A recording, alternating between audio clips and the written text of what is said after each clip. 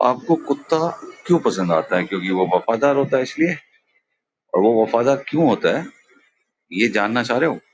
तो वो इसीलिए क्योंकि वो आपकी सारी बात न समझता है, ना आप उसकी सारी बात समझते हो। अगर हम एक दूसरे की सारी बात समझने लग जाएं, तो बहुत खतरा हो जाएगा हमारे लिए।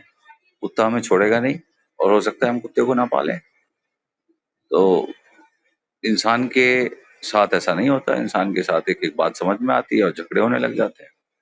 तो ये तो भगवान का शुक्रिया अदा करो कि जानवरों को हमारी बात समझ में नहीं आती, और हमको भी जानवरों की बात समझ में नहीं आती। बहुत बहुत अच्छा है, नहीं तो दुनिया नहीं चल पाती।